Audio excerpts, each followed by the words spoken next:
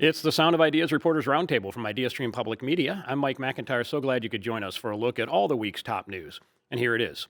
Many folks in an international city like Cleveland retain dual citizenship. They're citizens of the United States, where they were born, and of another country, perhaps Italy or Hungary or Ireland, where their parents or grandparents were born. U.S. Senator Bernie Moreno wants to pass a law saying Americans with dual citizenship have to pick where their loyalties lie and choose just one, like he did, choosing to be a U.S. citizen when he turned 18 and not also a citizen of his native Colombia. The Greater Cleveland Regional Transit Authority will have to make tough decisions on service cuts to close an $11 million budget shortfall. Already set to be eliminated is Wi-Fi service on buses, trains, and trolleys. How late should 14 and 15-year-olds work on school nights? The legislature says 9 p.m. is fine. Governor Mike DeWine says the cutoff should be 7, vetoing the expanded work hours that lawmakers passed. A traffic study advocacy group says Ohio needs much stricter laws and regulations to keep people safe on the roads.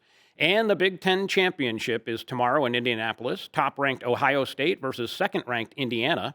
You know where our loyalties lie. OH. Thank you. This is not a two-way communication. Wasn't sure my microphone was on. This is not a two-way communications medium, so I will just have to assume that you at home or in your car or in your office responded with IO the way that Gabe did, but that Glenn did not. Joining me. I did eventually when I knew I couldn't hear Gabe's mic either, so I was like, are our mics on? Joining me for the roundtable, as you just heard his voice, is Glenn Forbes. He's the supervising producer of newscasts for IdeaStream Public Media. And reporter Gabriel Kramer is here. He spends much of his time reporting on underserved populations in Northeast Ohio. Good morning to both of you guys. Good morning. Happy Friday. Happy Friday to you. And from Columbus, a Buckeye fan who shouted IO before I even got to H, Karen Kassler. Hey, Karen. It's ingrained here in Columbus. Yeah, Come on. and all throughout the state. If you're asleep and someone says OH, you wake up with IO. Right. Exactly. All right, we don't take calls on the roundtable, and I assumed you just called to say IO anyway. But we do value your comments and your questions via email, so share them to SOI at ideastream.org. All right, let's get ready to roundtable. The Greater Cleveland Regional Transit Authority will make cuts to its service sometime next year to close a budget gap of more than $11 million. They're working now to determine what routes will be impacted, and already the decision has been made to discontinue free Wi-Fi service on buses, trains, and trolleys. Glenn, anytime there's a potential to impact services, advocates are concerned because those who rely most on RTA are people that really need that just for their transportation. They'll bear the brunt. The advocates have talked about that. Let's hear a little bit about what they have to say. Yeah, IdeaStream's Zaria Johnson spoke with Chris Martin. He's with Clevelanders for Public Transit, and he's talking just what you said. People are using these services to get to work, go to school, doctor's office, grocery store, all that stuff. His suggestion is RTA should bring a tax levy, possibly, to generate some revenue, or work with other municipal and county resources to offset some costs. It's complicated. We're about kind of halfway through this process, I would say. We found out a couple weeks ago that this is what they were considering, looking at more than $11 million in cuts. And the vote is coming up in about a week and a half. So, like I said, we're kind of at the halfway point here, and we're just starting to get some reaction on what this means.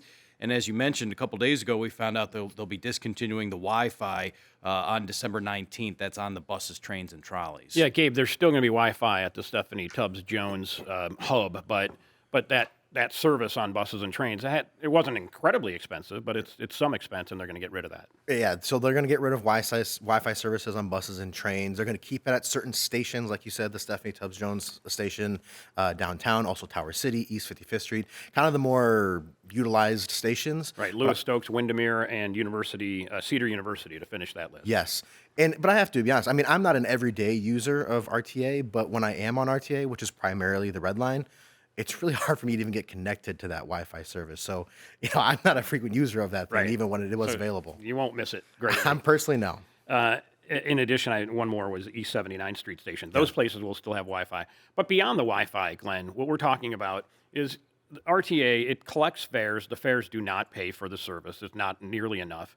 They're in the midst now of a big capital project where they have to buy new train cars. And I remember reporting on this for the Plain Dealer 2 decades ago when they needed to start replacing the Red Line trains and Green Line and Blue Line and all of those things. So there's all kinds of costs. They've got to figure out how to manage those things. And what ends up happening is the service is reduced. Either we're not going as far or we're not going as frequently as we are. In addition to that, though, manpower. So there's some other cuts they've already talked about doing.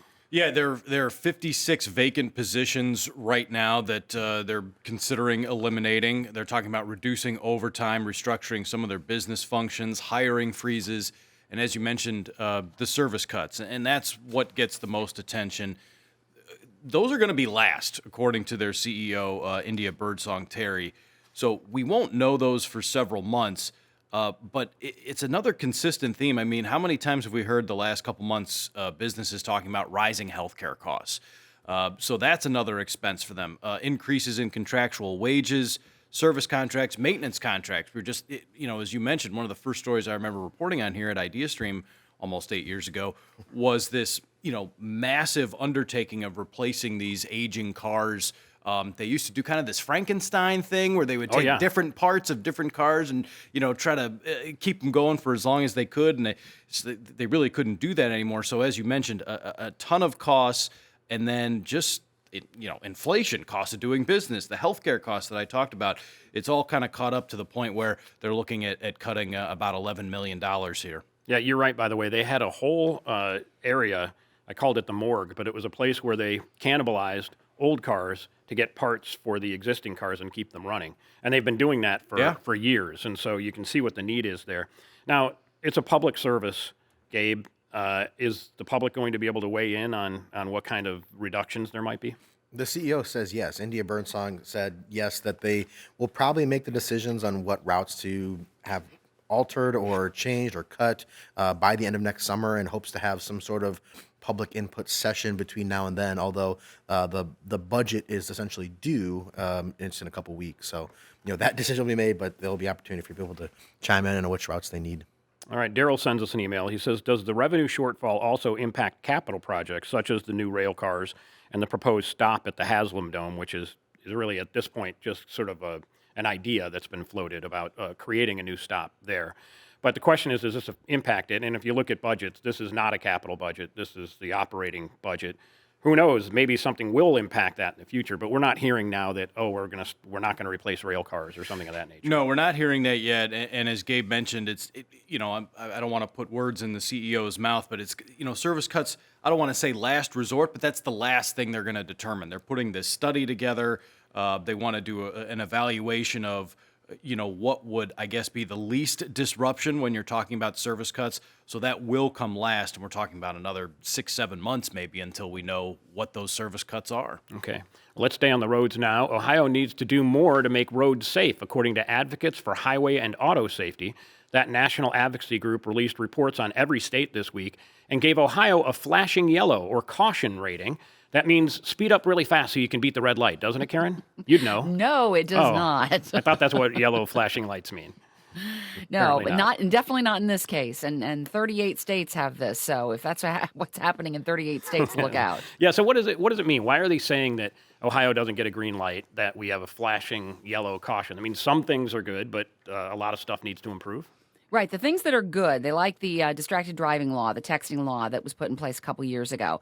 And they like the traffic camera laws, interestingly enough, even though a lot of communities are not using traffic camera speed and red light cameras. And lawmakers have really gone back and forth on whether those are a good idea and what kind of restrictions you can put in there. But the fact that they are allowed, the group says is a good thing, because the group maintains that does improve road safety. But the real concern, they said, was some of the laws related to kids in cars, requirements that kids are in the back seat or in rear-facing seats. That's recommended, but not required in some instances. I mean, the age limits are different than what this group wants to see. And then also the seatbelt laws. Ohio has a seatbelt law, but it's a secondary enforcement, meaning you have to get pulled over for something else. And this group would like to see a primary enforcement law for anybody in the car, not just the driver, but anybody else in the car. Everybody should be buckled up. You mentioned a number of states got these got the caution rating. So what does this do to the lawmakers in any state, but particularly in Ohio? Will they look at this and say, you're right, we need to have a better seatbelt law. We need to have a better, not a recommendation, but a requirement for child seats? Well, in the last session, there was an attempt to try to pass a primary seatbelt enforcement law, and that went nowhere. And one of the questions I'd like to ask Governor Mike DeWine the next time I see him is if he would indeed want to see that come forward again, because he's talked about that as being a good thing. I mean, he's talked about a lot of road safety things as being good things, but it seems really unlikely in this legislature that a primary enforcement seatbelt law would go into effect, because the argument has been that this is something that is kind of your choice as a driver. I mean, you do have to buckle up, but the primary enforcement part is what has some people concerned here. So it seems unlikely, but that's the whole point of this report, is for all states to get a rating so that individuals can go to those states and or individuals in those states can lobby lawmakers and say, here is where the weaknesses are on our road safety laws, and here's what needs to be changed. One other thing that they talked about was young drivers. And we had a thing in the new 2-year budget requiring driver education classes for anyone under 21. So it increased it. You would think that would make it more palatable to an organization like this safety organization. But they still think a lot more needs to be done in terms of young drivers. Yeah, I specifically ask about that because DeWine had been talking about how more driver's education for kids under 21, for people under 21, will help those people become better drivers. And the consensus of this group is that that's not necessarily true, because not all driver's ed programs are equal. Some are really good, some are not so good. And so what they would like to see is graduated driver safety programs. For instance, you have a higher minimum age for a learner's permit, or you have more time supervised driving. You have less time at night that moves up, fewer times that you can drive with passengers in the vehicle when you are a younger driver. These sorts of things, they say, make younger drivers better drivers and are more reliable than, say, just increasing driver education. Glenn, you got one that's just a couple years away from this. I'm sure it terrifies you. You've got one that you got through. She has a driver's license. No. Oh, no. No. Even better. I keep telling my son, I had no idea I was who's walking into this. 13, right? Yeah, now you're getting into my household issues. My son, who's 13, I keep saying he's going to get his license before my daughter, Who's in college. who's 20. Yeah. Okay. So Well, you know what? That's safe, I suppose. That's the safest thing. You know what's crazy though? I've heard that from more parents that I talk to, that kids aren't getting their driver's licenses as much as they used to. There seems to, anecdotally, seems to be this increase in late teens, early 20s young people not getting their licenses for a variety of reasons, I suppose. I'm not going to speculate on or air what my daughters may be, but it just seems like there aren't as many kids, late teens and early 20s driving.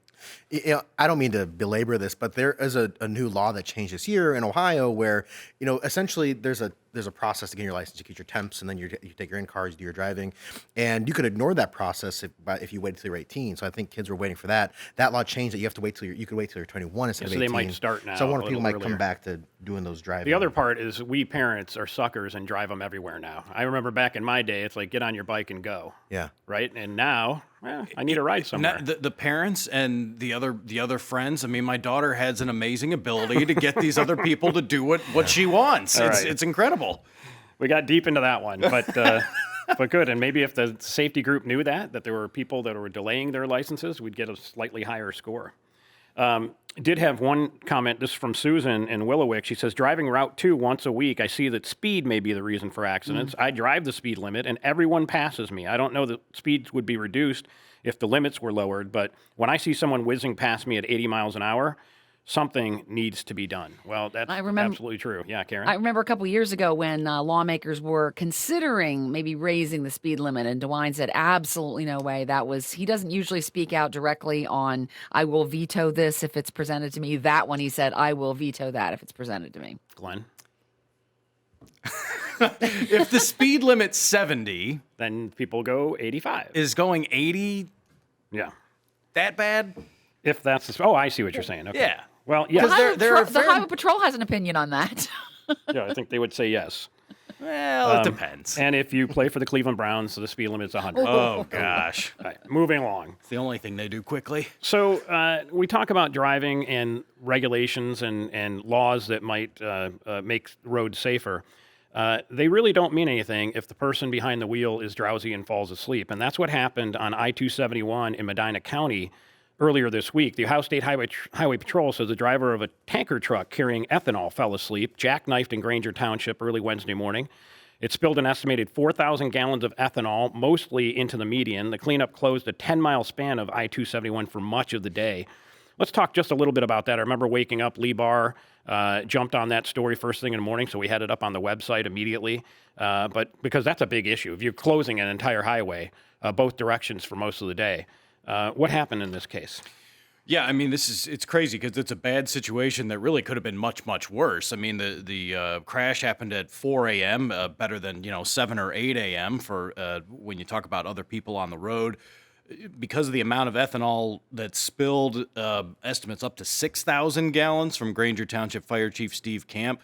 They were worried about a fire erupting, obviously, which would have posed more challenges and things of that nature. But as you mentioned, driver seemingly fell asleep. Yeah. The truck jackknifes, and suddenly you've got 4,000 to 6,000 gallons of ethanol in the median. That's obviously hampering the commute, but that's a major cleanup issue as well. Yeah, they didn't have to evacuate. They said there was no immediate danger to people that lived near the highway. But you got to think long term. If 6,000 gallons of ethanol were poured into the median, there's going to be some after effect there. They've got a lot of it into these, storage tanks, containment tanks that they call them. It was contained behind, some of the dams there, but now they've got to test the soil. Basically, once the first responders clear the scene, they turn it over to one of the agencies, was the Highway Patrol, but also the Environmental Protection Agency now involved in this situation. So still some cleanup to be done. There could still be some lane restrictions here and there as agencies finish their work. But yeah, now it's about testing the soil to make sure that they've gotten all the alcohol out of there and then replacing it with fresh soil as well. All right, I see your emails coming in. I'll be sharing some of those on our previous topics in just a moment. Karen, I did mention regulations and laws as it relates to falling asleep. It doesn't work if you actually fell asleep, but there are protections in place, and in Ohio particularly, they're trying to provide more places for people to stop and rest. Yeah, the state is in the process of adding 1,400 truck parking spaces at 33 sites on state-owned land in 19 counties. The whole goal is to stop these drowsy crashes. The statistic that I heard over the summer when this was announced, there were 689 crashes in Ohio in the last decade, with 2 deaths related to sleepy semi-drivers. So it's a real concern here, especially if there's hazmat involved or anything like that. So the state is trying to do something about that, but it's still in process. It doesn't finish until 2027. What was that percentage for sleepy semi-drivers? The percentage, I don't know because I can't do math, but it's a lot. 689 crashes over 10 years, 2 deaths. So that's not insignificant. I mean, and again, these are costly. They tie up traffic for a long time. They're safety hazards. Obviously. Right, and that's sleepy semi-drivers. The rest were semi-sleepy drivers. All of them put together. Yeah. Yes. All right. Yeah. One last thought. That's Eric who's sending us an email. He said, I'm curious that everyone in the vehicle should be wearing a seatbelt, but a person can have a dog sitting on the driver's lap or jumping around, which is a major distraction. I don't understand how that's not a concern. That's Eric's thought. So can they? Belt in their dog. Well, I guess maybe what he's saying is he's seen it. They do, whether or not they're supposed to. But you're right. They have those belts for dogs that you should probably get. You should. All right. Good. Let's move on. We teased this at the very top of the show. U.S. Senator Bernie Moreno says the time has come to end dual citizenship. Being an American, he declared, is all or nothing. He's backing legislation that would prevent U.S. citizens from holding citizenship in another country. So if you're an American citizen and have Irish citizenship, for example, or my neighbor who has Italian citizenship because your grandmother was born there, well, you have to pick just one.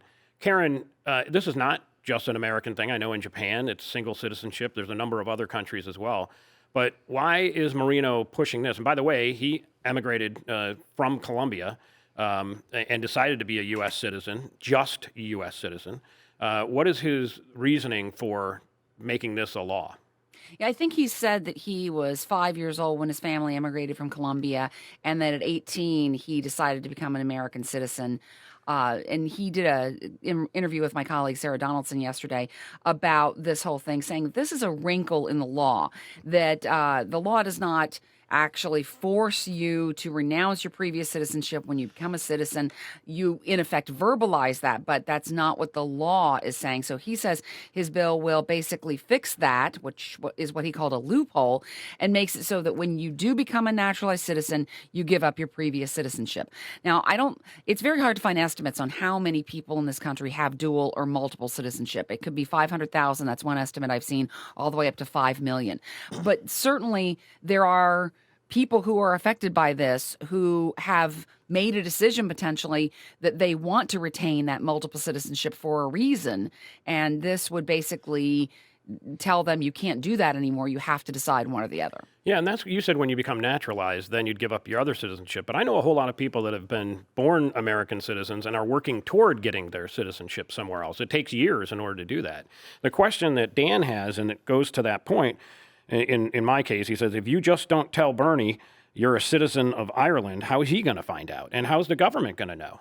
That's one of the problems with this, is there isn't a database on who's also a citizen somewhere else. Yeah, and that's the whole idea, that we don't know just how many people in this country have multiple citizenship. There's no database, there's no tracking of this, so I don't know if this is something that would create that. But it is. I think especially in cities where you've got a lot of immigrants, people who have come here from all over the world, you're going to have people who are in these concentrations of areas where there are dual citizens or multiple citizens. So, this does definitely affect them. All right, here's an email from John in Kent. He says, just because Marino made a short-sighted decision doesn't mean he has the right to force the rest of us to do the same. Don't Melania and Barron Trump hold dual citizenship? Elon Musk has triple citizenship with the U.S., Canada, and South Africa. Will Marino demand they renounce their citizen status to other countries? Well, and I think that's been in all the arguments about citizenship and birthright citizenship and things like that. There have been those points that have been made that, hey, there are people who are high profile people who are and would be affected by this. So this does, as far as I know, Melania Trump does hold dual citizenship in the United States and Slovenia. So, this is something that could potentially affect her. All right, another thought, and this from Tony and Therese, and they say, essentially, there's a health care issue. The ACA subsidies needs to be approved, et cetera. And he said, in that case, perhaps there's people, and I know this is the case, if you're a dual citizen, you might be able to get health care in another country without strings attached. Gabe, how is this a switch from the current policy? Well, the current policy is kind of made pretty clear that, if you are a U.S. citizen and you want to have citizenship elsewhere, you have citizenship elsewhere. It's not a threat to your current U.S. citizenship. There was a Supreme Court case in 1952 that stated that distinctly. It says, quoting, the concept of dual citizenship recognizes that a person may have and exercise rights of nationality in two countries and be subject to responsibilities in both. So I spoke with people in the past who are U.S. citizens and citizens elsewhere, particularly Mexico, who were excited to be able to vote in both countries, who are passionate about both countries, maybe handle business in both countries, own land or property in both countries, and have just a strong affiliation for both. And actually, I spoke with one of those people again just in the last couple of days because I was curious what they thought about this. Yeah. This is I'll give you an example. One person who strongly aligns with the GOP recognizes that, this is probably not something that the president or Congress may want to move forward with. That's what they said. And when you think about the First Lady and their son both being dual citizens, I kind of get what he's saying. Yeah, good points. All right, and there are several countries. I mentioned quickly Japan, but Glenn, there are a number of countries that restrict dual citizenship. Yeah, Japan's somewhat of an outlier when you look at this list, and this was done by global consultants Henley and Partners.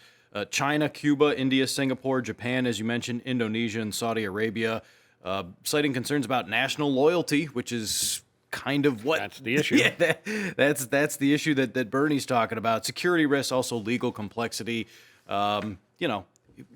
Politicians wouldn't grandstand, would they? I mean, No. Come on. All right, we're going to take a quick break here, and I see someone trying to call in on the line. We can't take calls on Friday. There's a whole myriad reasons for that, but if you would like to reach us, send an email now to soi@ideastream.org. That goes for all of you.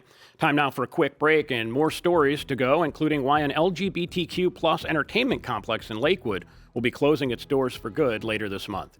This is the Sound of Ideas Reporters Roundtable. I'm Mike McIntyre, and we'll be right back.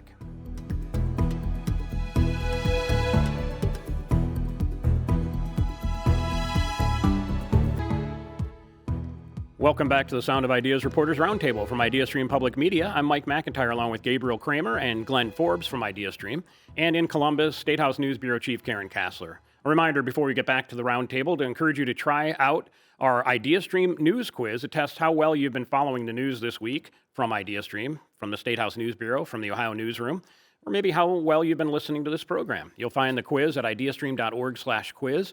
And again, listening to the show is great prep for that quiz. I just saw it come into my inbox, but unfortunately, I was busy doing work here, so I'm going to take the quiz as soon as we're done. Hopefully, I'll ace it.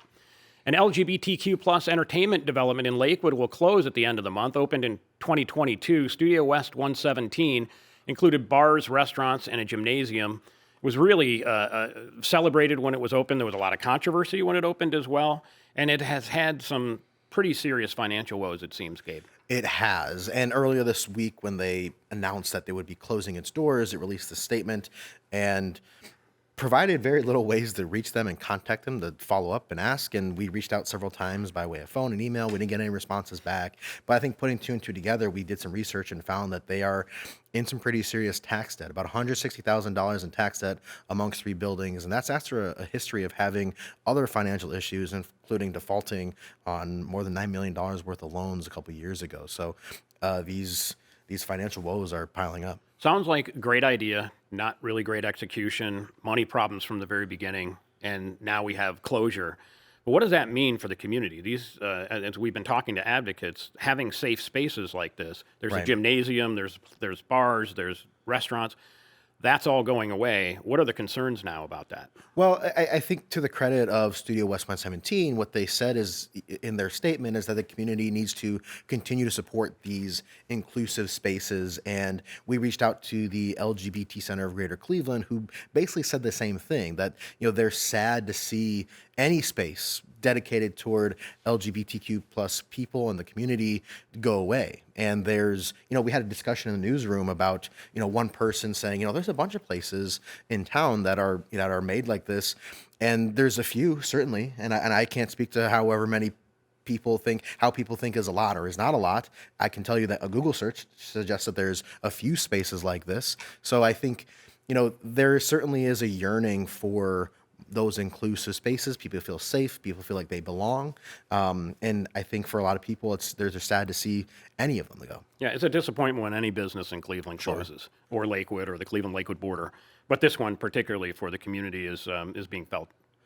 It is. But I want to add, not that this is everyone's point of view, but we did speak with a former employee who had a lot to say about how the business was marketed. And they said that it felt like this particular business was using an inclusive space as a profitability tactic rather than actually being a safe, inclusive space. And now that's not everyone's opinion, but if that's true, then that certainly would be a reason for people maybe not to want to be there, maybe not spend a lot of money there, and then have those financial woes pile up. I think one thing we can say is that, when this started, there were very high expectations for it. And there was supposed to be a phase 2 with apartments, and this is supposed to be, a hub of activity. And it never really quite panned out the way it was designed. So, like I said, high expectations that weren't met. And now it appears, the entire thing is going to be closing later this month. Yeah, and the reputation of the owners, Betsy Figge and Daniel Budish, you'll recognize the last name, related to Armand.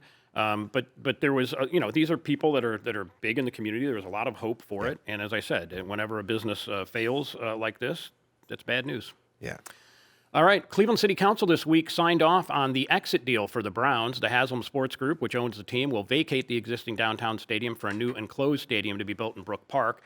Current timeline would have the Browns open the season in the new stadium in the fall of 2029, but there's some provisions where if they went a little bit longer, there'd be some payment to the city, et cetera.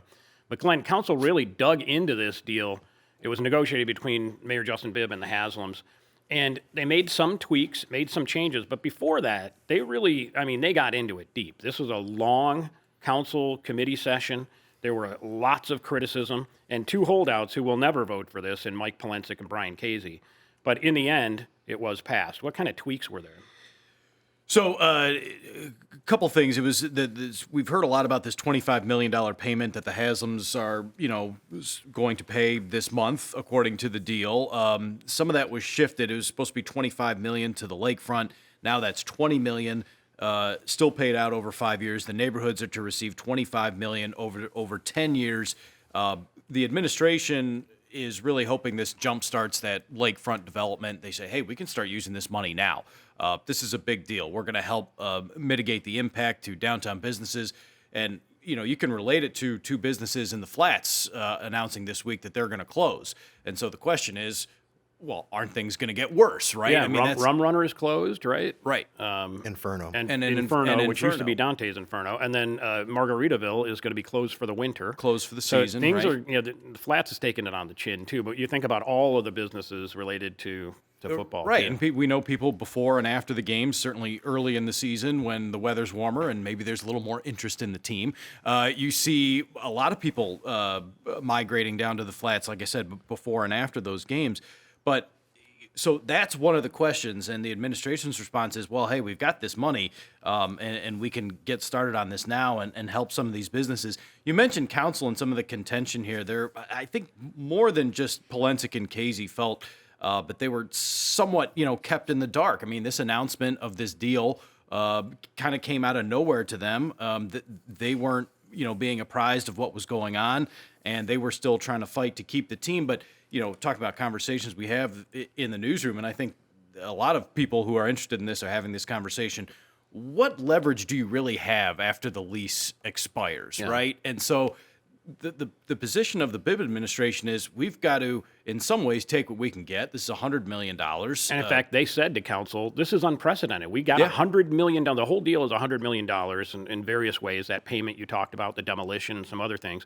But basically, they were saying, let's secure this win. We're in the fourth quarter. This is a big win for Cleveland. Yeah. I mean, a win based on a loss. Right, exactly. And I don't want to say taking what you can get, but kind of taking what you can get. I mean, again, the way the lease was written, the 30-year lease back in 1998, it expires after the 2028 season. There's no guarantee you're going to win these court cases. There's no guarantee that they could, get anything after this lease expires. Right. What is the leverage that you really have when the lease expires as it's written? And I think that's the position of the Bibb administration. Council was certainly hoping for more. They were hoping for more for the neighborhoods, but there was no guarantee, so you passed the deal. Gabe, the demolition of the stadium is a big part of this. It needs to go away so we can redevelop the lakefront. The Haslams have agreed to pay for that. And what happens if it costs more than they estimate? Right. So it's about $30 million that is estimated to tear down that stadium and open up space for whatever can be developed. And that's the interesting thing is if it ends up being more and that they are wrong about the estimate, it ends up being 31, 32, however many $1 million, they're on the hook for it. Okay, so they have to pay for that. In addition, if they need to stay in the stadium longer because construction takes longer, there are provisions there where they're going to pay the city, Glenn. And then the final part is it is basically a done deal, but it isn't entirely a done deal. Dennis Kucinich spent an hour talking to council, basically saying, come on, guys, let's stay in the game. But there are still some obstacles to this deal being finished. There are, and one of the provisions of the deal was the city of Cleveland and the team, the Haslam Sports Group, dropping their lawsuits, the suit and the countersuit basically against each other. But there are other lawsuits that are not controlled by the city of Cleveland. You mentioned Dennis Kucinich. There's a taxpayer suit in the Cuyahoga County Common Pleas Court brought by Dennis Kucinich, attempting to block that move. That mentions the Modell law that state lawmakers tweaked. And also former Ohio Attorney General Mark Dan has a lawsuit that is out there about the state's, the use of the state's unclaimed funds. That's $600 million in unclaimed funds. The current Attorney General, Dave Yost, says, hey, using this money is legal.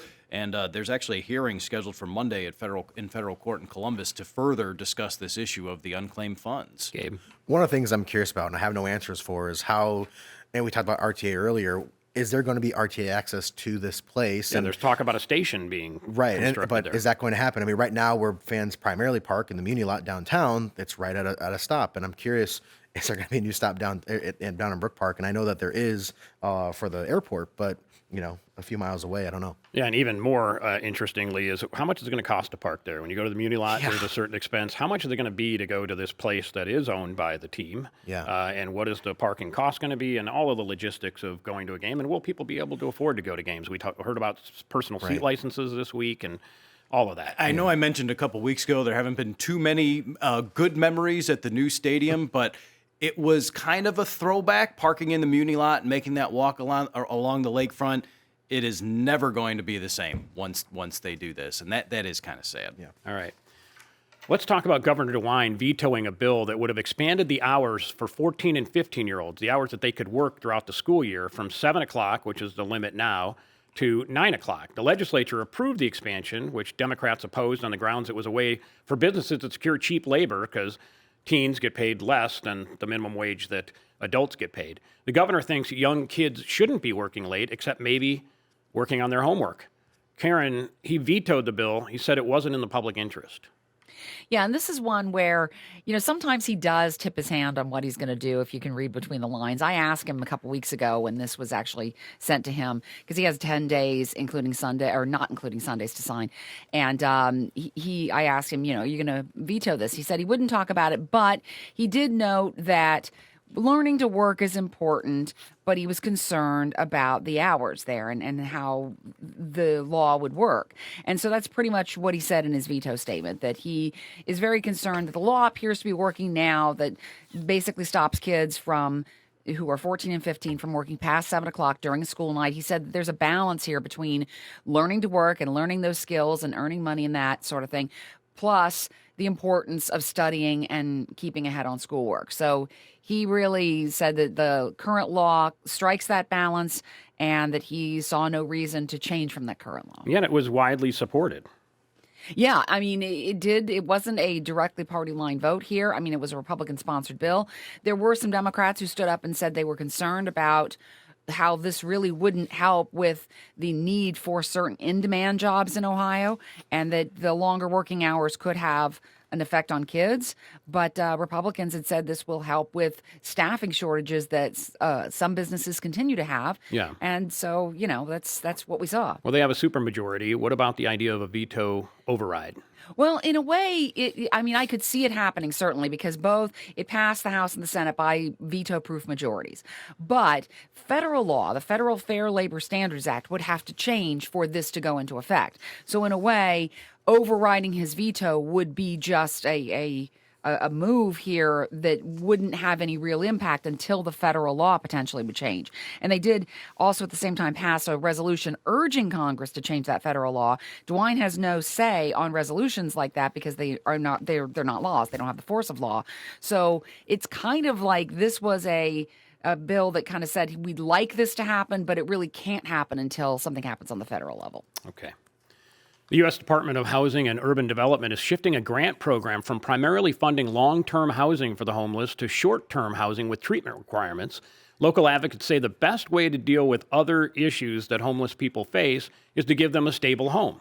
The administration believes a temporary housing and treatment approach will better prepare them for a life after homelessness. Gabe, HUD is increasing homeless funding overall, but this priority shift has locals particularly concerned. Yeah, so you think of it as there's this national grant program that counties and municipalities can apply for, and previously or currently, the 90% of that is dedicated toward what's called permanent housing, and 10% for transitional housing. That 90% is going to go to 30% dedicated toward permanent housing rather than transitional housing, which means that transitional housing funding is going to increase. But when you think about it, though, you think, okay, short-term housing up to 2 years, that's the kind of the bridge that it would take, and treatment so that you can overcome your addiction.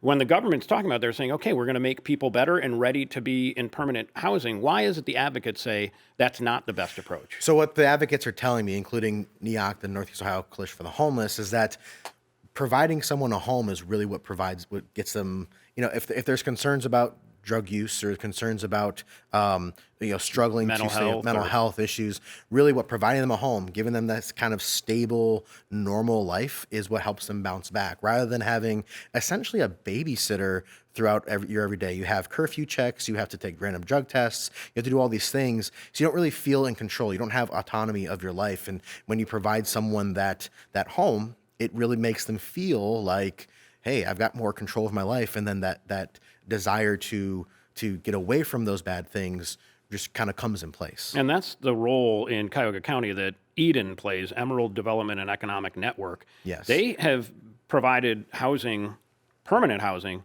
for many, many people. And when I looked at the percentages, the amount of that will be reduced because of this change in policy is significant. Right. So you talk about currently providing about 27,000 households right now in Cuyahoga County. They estimate that moving forward, they'll only be able to serve 500, 600 or So so. it's 2,700 to 500 to Yeah, 600. it's a lot less.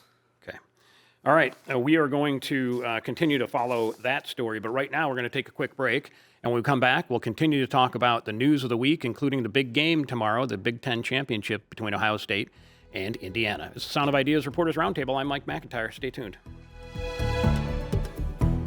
Welcome back to the Sound of Ideas Reporters Roundtable from IdeaStream Public Media. I'm Mike McIntyre, along with Glenn Forbes and Gabriel Kramer. In Columbus, Karen Kassler. In a new report, Ohio Auditor Keith Faber accused Eastern Gateway Community College in Youngstown and Steubenville of rampant financial mismanagement before it closed last year, and said the public should be outraged. One of the major concerns cited involved lax record keeping, probably of taxes as well, and untracked spending of more than $17 million in federal Pell Grants that were received by the college in 2023.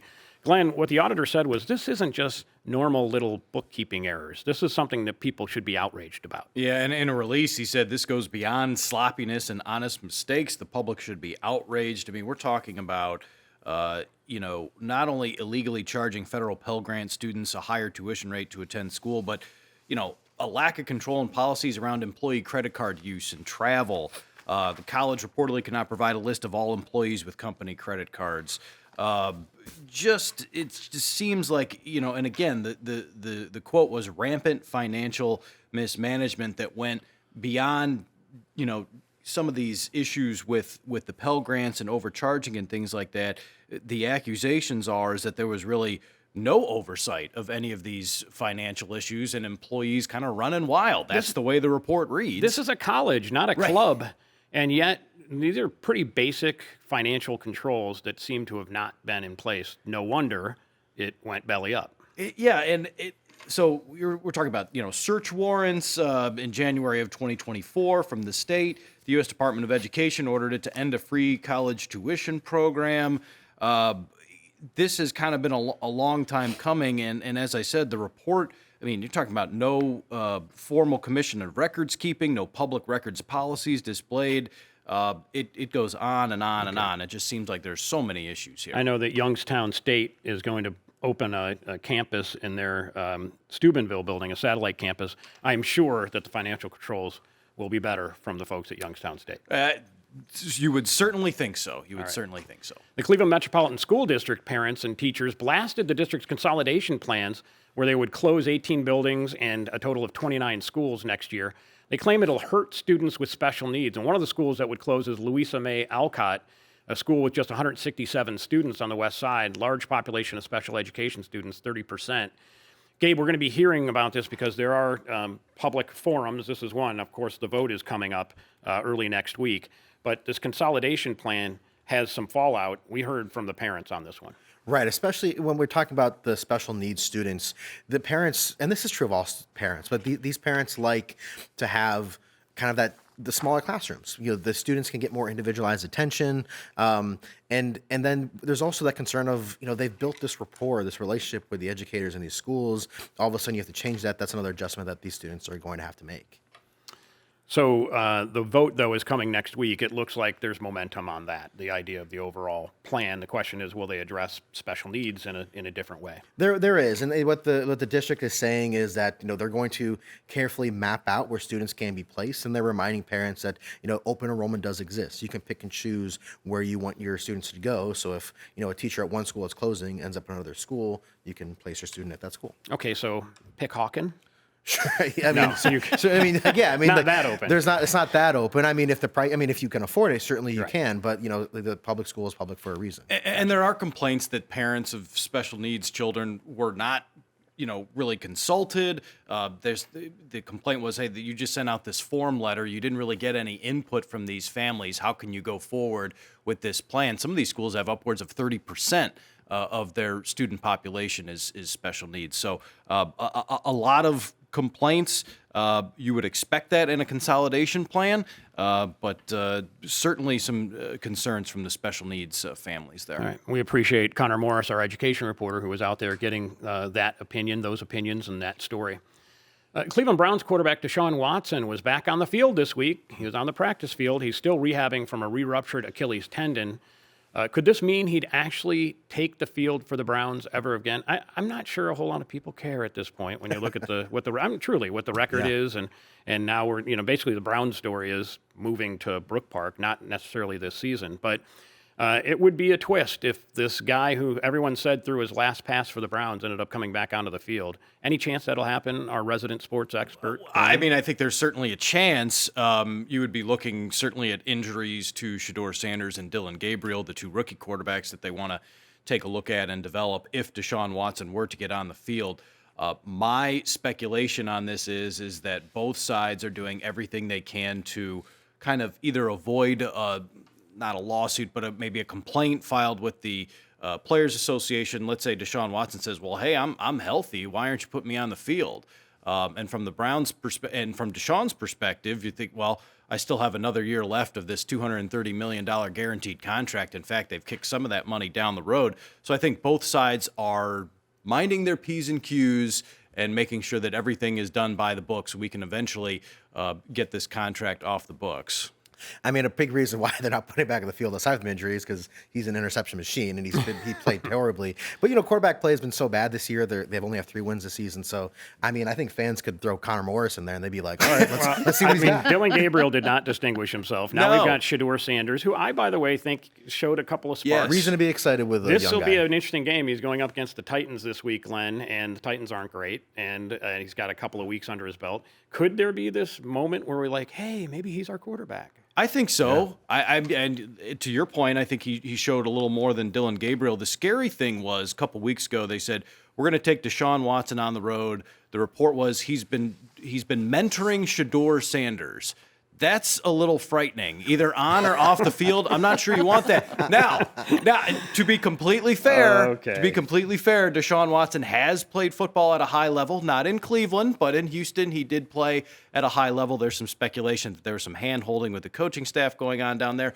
But I suppose you could look at it and say, okay, he's got more experience than Shedeur. If they relate somehow, maybe there are a couple pointers he can pass on, but it is a scary thought for Browns fans. Please I will say don't that. go to the massage parlor together. Don't do that. I was going to leave that to you, I mean, Mike, to that's what say. the story was. We know the history here. Yeah. All right, let's get into some football that Karen can talk about, and that is tomorrow. Ohio State is going to be going again up against Indiana, the number 2 ranked team. Ohio State's top ranked team for the Big Ten championship. Both are undefeated. Both will be going to college football playoff, regardless of what happens here. But if you want to win the national title and if you want to have a clean record, Ohio State needs to win. And they won the big game last week against Michigan, 27-9. It was the first win for the Bucs against the Wolverines since 2020. So the question is, does this game matter, Karen? Well, we Not won you, the national Karen. we won the national championship last year without beating Michigan or winning the Big Ten championship. So there's at least that. But this time we do have a chance to go completely undefeated. The winner likely gets the number 1 overall seed in the first round bye. That's a big deal. So yeah, it does matter. Absolutely. Okay. And the 2 quarterbacks in this game, Julian Sayin from Ohio State and Fernando Mendoza from Indiana, are both potential Heisman candidates. So this could be the game that decides who actually is the one. All right, quickly. Is Fernando Mendoza the next quarterback for the Cleveland Browns? Who knows? We'll have to wait and see. But I would agree with. I think it's important to the players. And it did seem like a long time since they beat Michigan, but when you go 17-2 over 19 years, any loss against Michigan seems like it's an eternity. All right. Rob Aller from the Columbus Dispatch was in a poetic mood. He was doing haikus about this game. So here's mine. Julian Sayin will be saying he's open on every pass. That's my haiku for this game. I'm not going to hold you to it. I can't count the syllables. Okay, yeah, it's a little too. I did it ahead of time. Very quickly. quick, super quick. Like Super to the Avon Eagles. They won their second straight state championship in Division II football last night. What a fall for them. They also won the state championship in boys soccer and girls volleyball. Incredible accomplishment for Avon Eagles. Way to go, way to go. And I usually say go Eagles for another team, but I'll say go Eagles for that team this time. Your Eagles got knocked out. All right, already. That wraps up the show for today. My thanks to you, Glenn Forbes, not really, and Gabriel Kramer, as well, and Karen Castle. To get